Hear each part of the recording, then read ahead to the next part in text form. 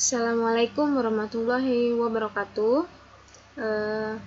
Pada sesi kali ini yang akan kita bahas adalah bagaimana cara kita melakukan pengumpulan data, pengolahan data, kemudian teknik pelaporan hasil karya ilmiah kita, dan yang terakhir adalah teknik presentasi hasilnya.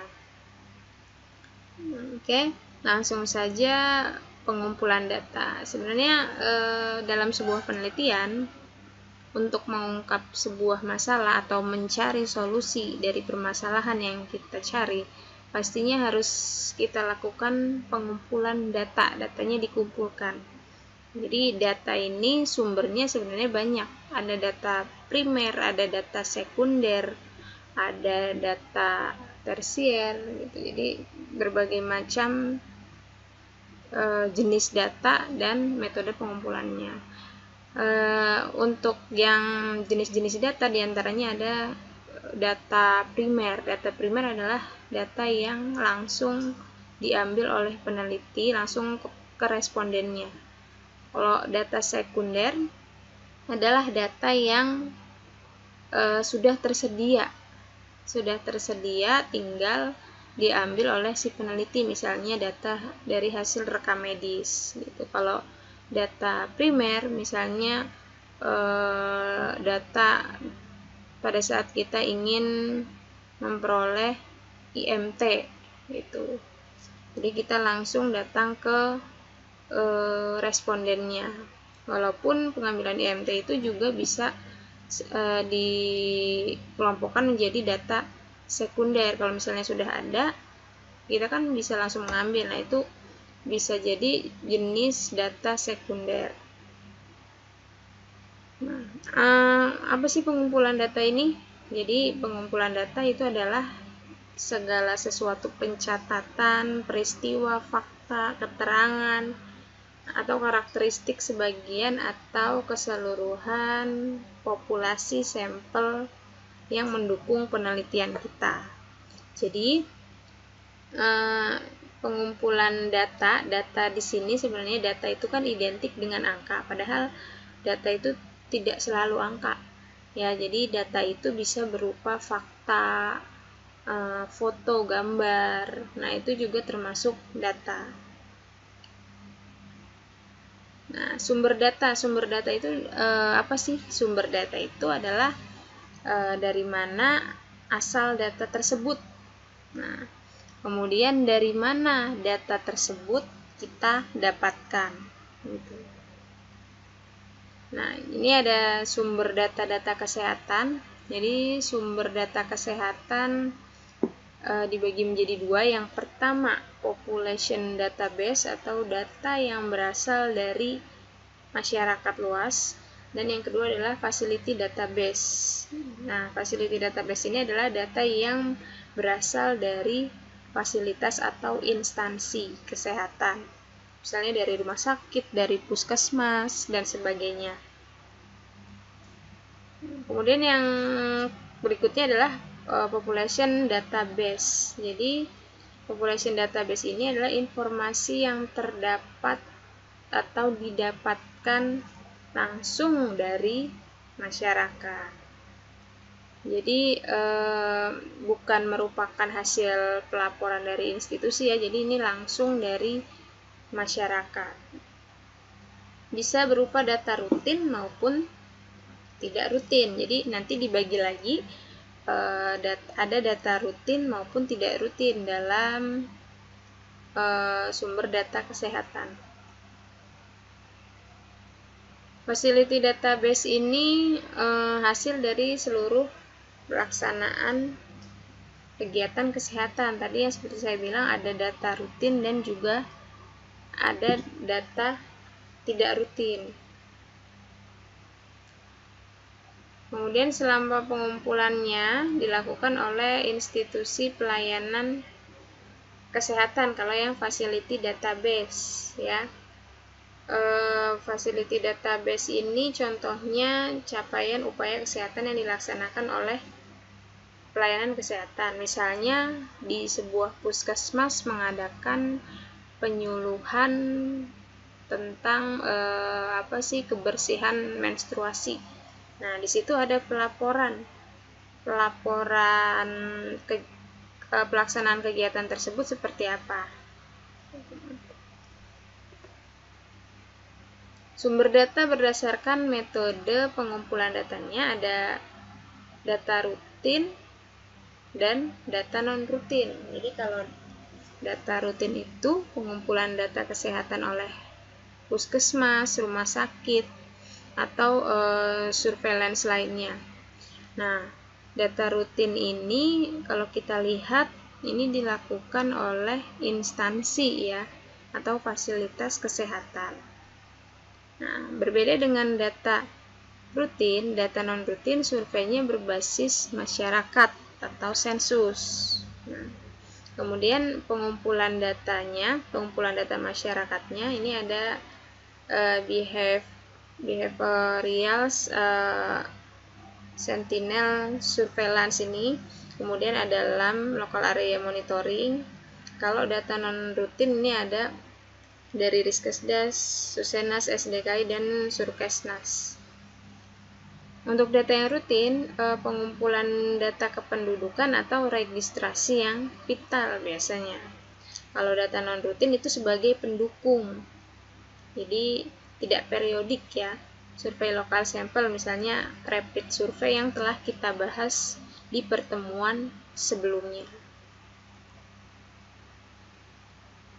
Nah, ini ada sumber data rutin. Data rutin itu apa sih?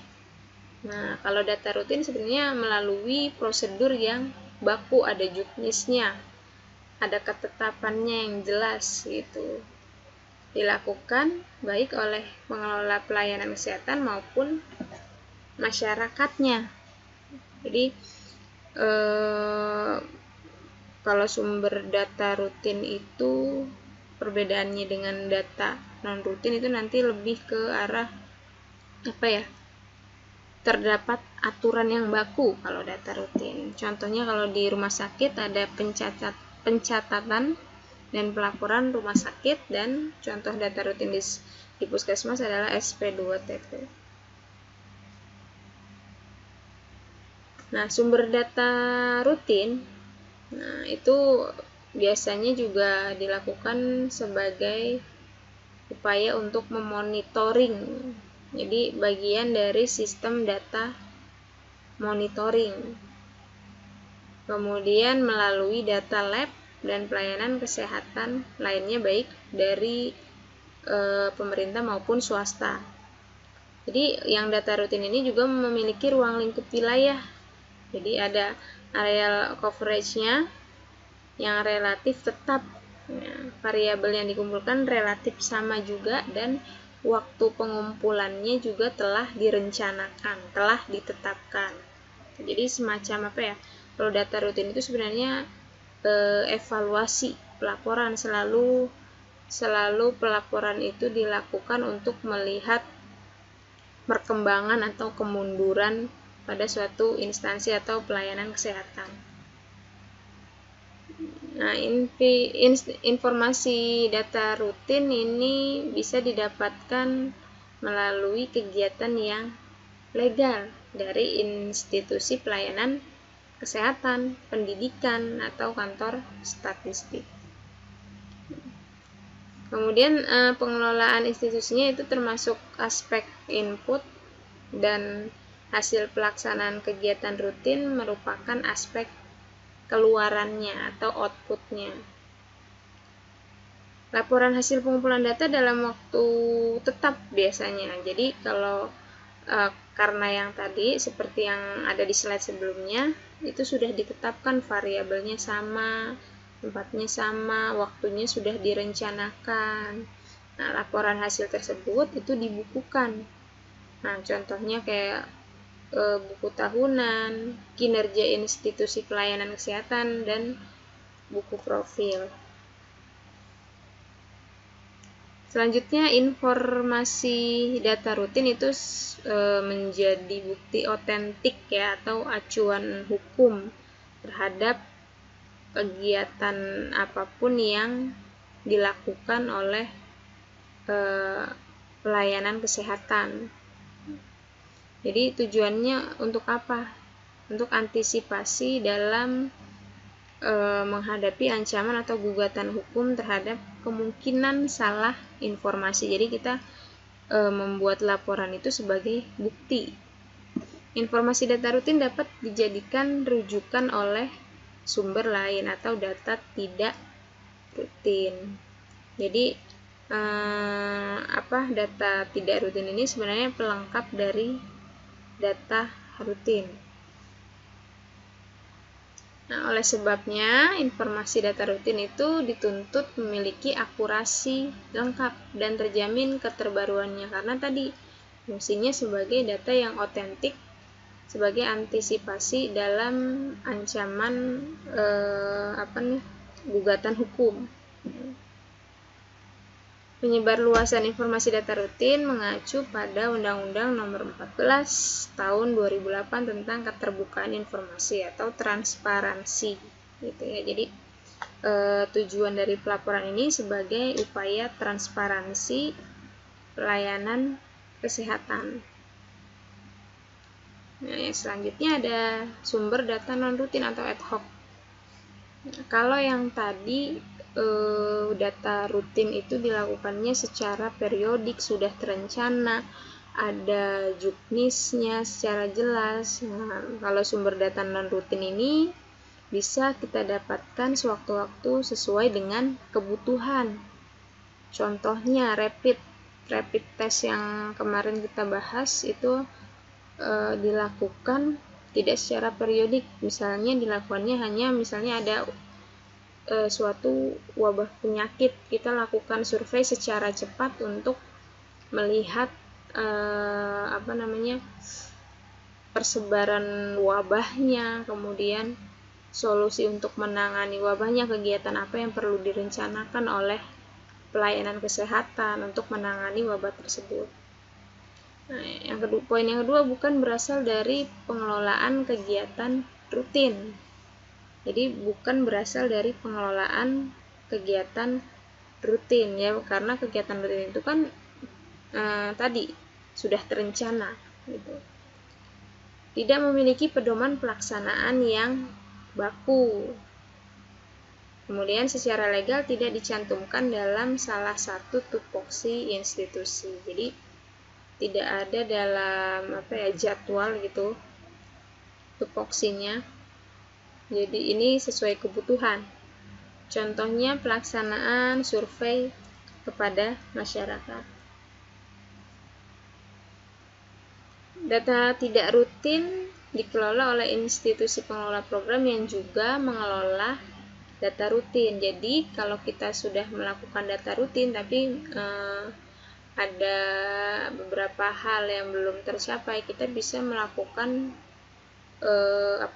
data tidak rutin, misalnya survei yang sifatnya itu pendukung dari data non rutin. Tujuannya apa? Memberikan informasi yang lebih lengkap. Nah, karena tujuannya sebagai support atau pendukung data rutin, ya tujuannya pastinya untuk informasi yang lebih lengkap. Contohnya dilakukan untuk melihat kualitas pelayanan, proses pelaksanaan kegiatan, tujuannya untuk melakukan intervensi yang lebih spesifik. Jadi misalnya ada kita suatu lembaga kesehatan tadi melaksanakan penyuluhan. Nah, penyuluhan tadi itu kan pelaporannya ditulis dalam buku laporan kegiatan. Nah, untuk memaksimalkan metode penyuluhan, kita melakukan survei.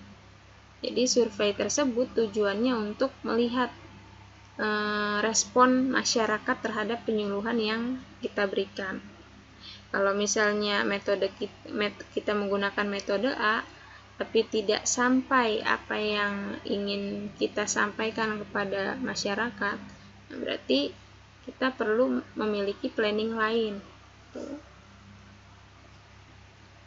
Kemampuan khusus untuk pengumpulan data tidak rutin, jadi sifatnya representatif atau mewakili teknik pengambilan sampelnya, penentuan sumber informasinya, dan alat bantu pengambilan data dan petugas pelaksananya, serta pengelolaan dan analisis data. Oke, cara pengumpulan data. Nah, cara pengumpulan data dalam penelitian banyak, diantaranya ada wawancara. Nah, alat pengumpulnya apa? Pedoman wawancara, lembar checklist, kuesioner, dan alat perekam. Kalau misalnya wawancaranya langsung, berarti kita perlu lembar checklist, kemudian borang wawancara, kuesionernya berarti kalau wawancara adalah kuesioner terbuka gitu, yang memungkinkan si responden untuk menjawab pertanyaan selain yang ada di pernyataan kuesioner kita. Alat perekam penting, jadi alat perekam itu penting untuk mengulas kembali apabila si peneliti ini lupa apa yang disampaikan oleh narasumber gitu. Nanti rekamannya dibuat transkrip wawancara. Kemudian yang kedua adalah observasi atau pengamatan. Jadi observasi ini melibatkan seluruh panca indera. Jadi kita menggunakan panca indera kita untuk mengamati. Modalnya adalah apa? Alat tulis, catatan ya, timbangan, jam, mikroskop, dan kamera. Kemudian data sekunder. Data sekunder itu yang seperti saya bilang tadi, data yang sudah tersedia. Checklist dan formulir pengumpulan data, ini alat pengumpul datanya. Jadi kalau misalnya ada data kebijakan pemerintah ada, bisa kita checklist, kita punya formulirnya dan kita checklist. Kuesioner tertulis ya kuesioner gitu ya. Jadi biasanya ini untuk penelitian survei, angket ya. Jadi kuesioner ini responnya ini sangat tinggi biasanya, karena yang pertama mudah dilakukan gitu. Cuman untuk kuesioner ini ada beberapa metode, ada yang dikirim lewat pos, ada yang langsung jemput bola. Jadi si peneliti langsung menghampiri responden di tempat penelitiannya. Kemudian bisa juga melalui media sosial. Untuk kuesioner menggunakan media sosial pada saat pandemik seperti ini sangat membantu ya. Jadi kita tinggal kirim linknya, si responden tinggal mengisi melalui smartphone-nya masing-masing. Jadi nanti datanya sudah terekam. Selain hemat biaya, ini waktunya sangat singkat. Tapi kekurangannya kita tidak bisa secara detail mengetahui si responden itu termasuk dalam kriteria eksklusi dan inklusi kita atau bukan.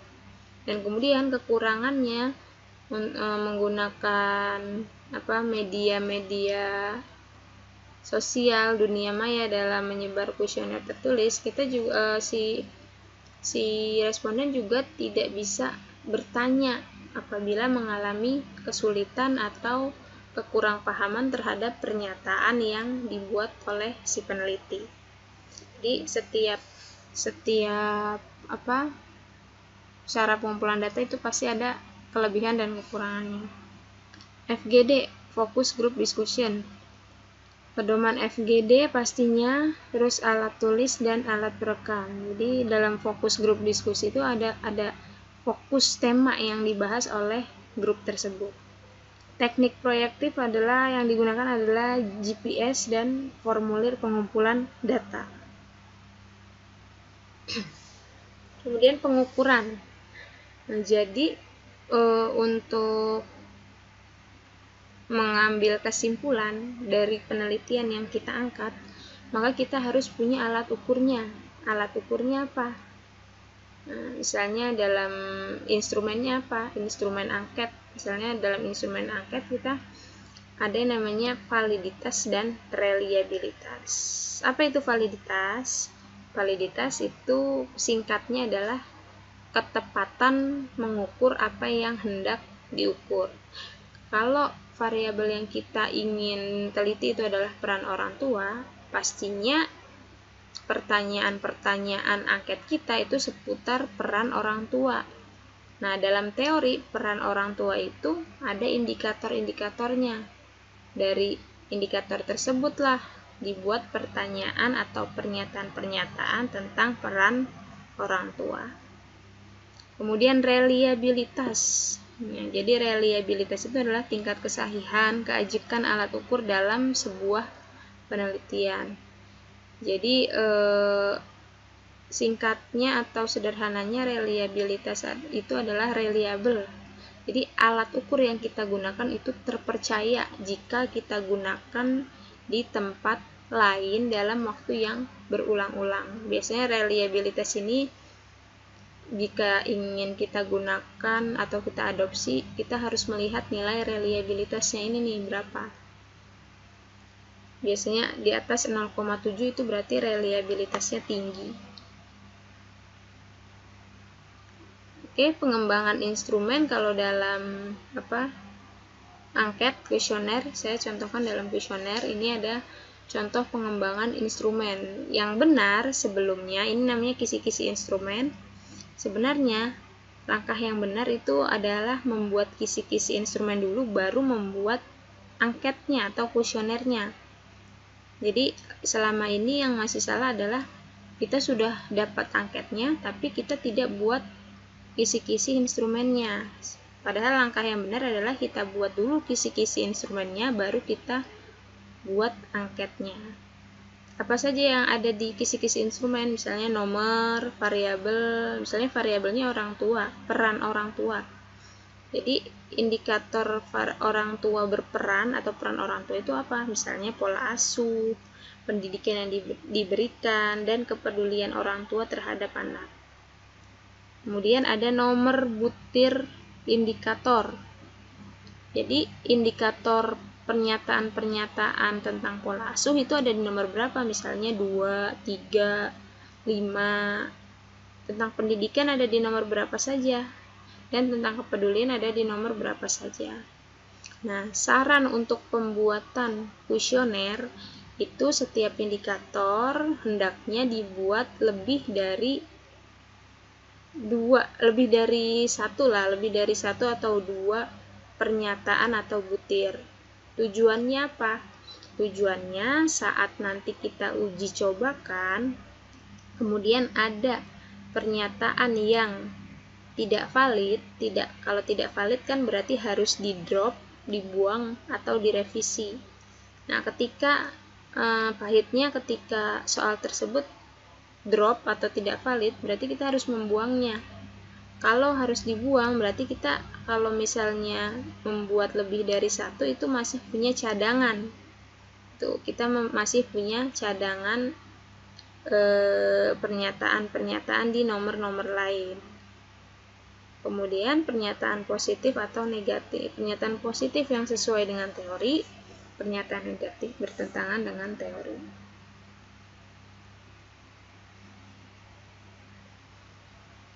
Kemudian teknik pengolahan data statistik, ini ada yang sudah dibahas di biostatistika, ada statistik deskripsi dan statistik inferensial ya. Kemudian penafsiran dan penyimpulan, penafsiran hasil penelitian untuk mencari pengertian terhadap hasil pengolahan data, scientific finding.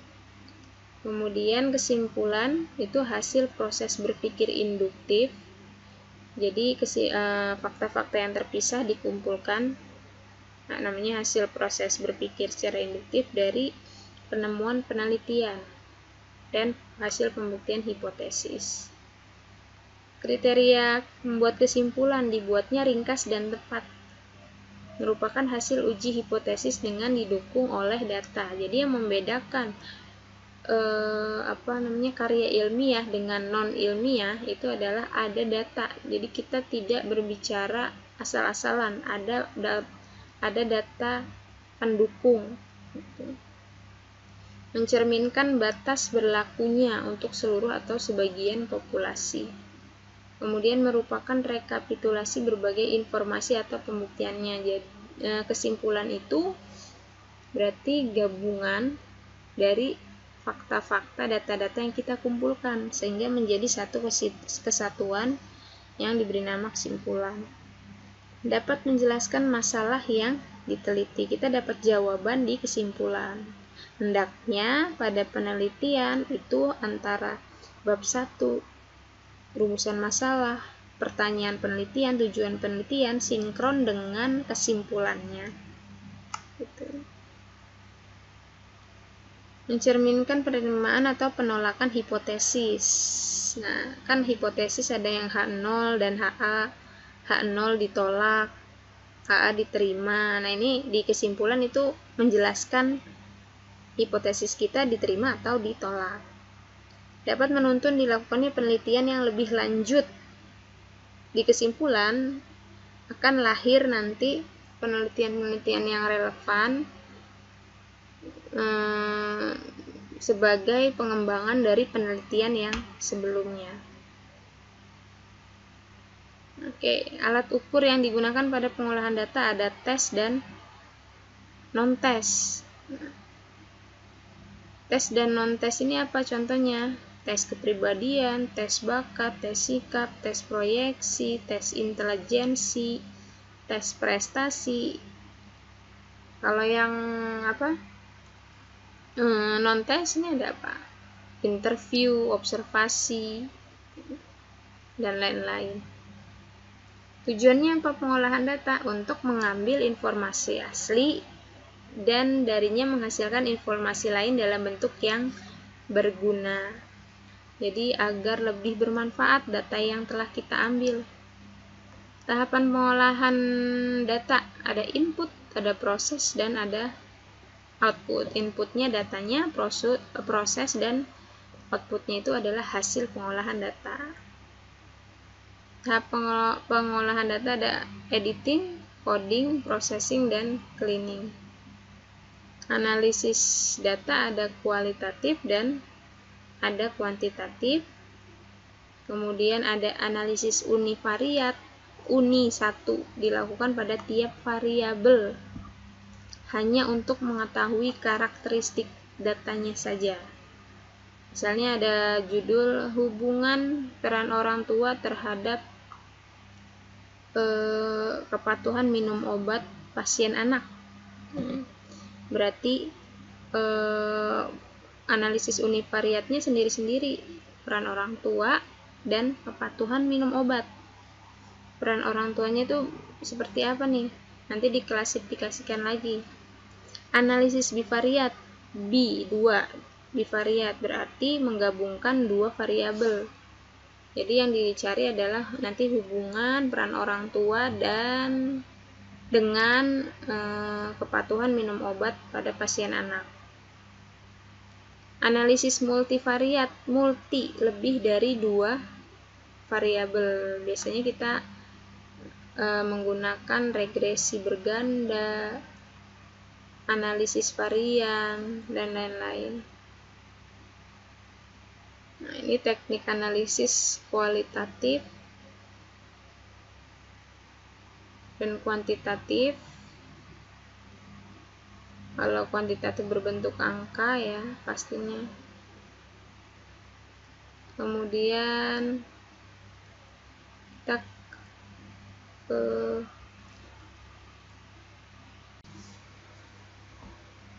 yang selanjutnya adalah bagaimana menyusun laporan penelitian. Laporan penelitian sekali lagi itu dituliskan berdasarkan panduan penulisan karya ilmiah dari institusi masing-masing. Jadi setiap institusi biasanya punya panduan atau penyusunan penulisan ilmiah yang berbeda, tapi pada intinya substansinya itu sama. Nah, yang pertama adalah pendahuluan. Pendahuluan itu terdiri dari halaman judul, kata pengantar, daftar isi, daftar tabel, daftar gambar. Jadi bukan hanya daftar isi, daftar tabelnya ada, daftar gambarnya ada. Inti laporan ada terdiri dari beberapa bab. Kalau di Stikesiatsi ada 7 bab. Di antaranya adalah contohnya ini ada pendahuluan, bab 1 pendahuluan. Isinya apa saja? Latar belakang masalah. Latar belakang masalah itu motivasi kita mengangkat permasalahan penelitian kita. Kemudian rumusan masalah atau pernyataan masalah, tujuan penelitian, perumusan hipotesis. Hipotesis itu ada yang di bab 1, di bab 2, di bab 3. Jadi kan berbeda-beda ya, di setiap instansi berbeda-beda. Bahan dan caranya, ini tuh metodologi penelitian, biasanya ada di bab 3 atau 4. Deskripsi bahan penelitiannya, metodenya seperti apa, desainnya apa, pendekatannya kuantitatif, kualitatif, korelasional, cross-seksional, populasinya siapa, sampelnya ada berapa, samplingnya. Terus cara pengumpulan datanya menggunakan wawancara, kuesioner, atau FGD gitu. Alat pengumpul datanya apa, kemudian rencana analisis datanya menggunakan analisis apa. Hasil penelitian ini penyajian data, dibuat tabel, diagram, hasil pembahasan dari uji-uji statistik. Analisis dan interpretasi hasil penelitian atau pembahasan hasil penelitian ini masuk ke hasil penelitian. Kesimpulan dan rekomendasi, saran biasanya ya. Kesimpulan hasil penelitian itu hendaknya menjawab pertanyaan dari bab 1, pertanyaan penelitian dan tujuan penelitian. Sarannya untuk meningkatkan program atau untuk meningkatkan penelitian agar bisa menghasilkan solusi yang lebih baik atau datanya lebih akurat. Untuk penutup ada daftar pustaka, lampiran kuesioner, hasil kuesioner misalnya, indeks atau daftar istilah. Format laporan penelitiannya ini ya.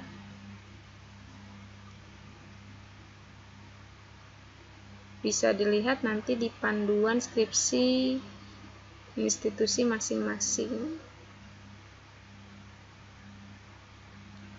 Pustakaan. Kemudian yang terakhir adalah teknik presentasi hasil atau teknik untuk publikasi. Misalnya sidang skripsi termasuk presentasi hasil. Bagaimana? Yang pertama, persiapkan bahan presentasi secara lengkap. Kemudian secara lengkap di sini kita ke poin 3, arsip dan dokumen pendukungnya ada. Jadi ketika ada pertanyaan kita bisa membuktikannya.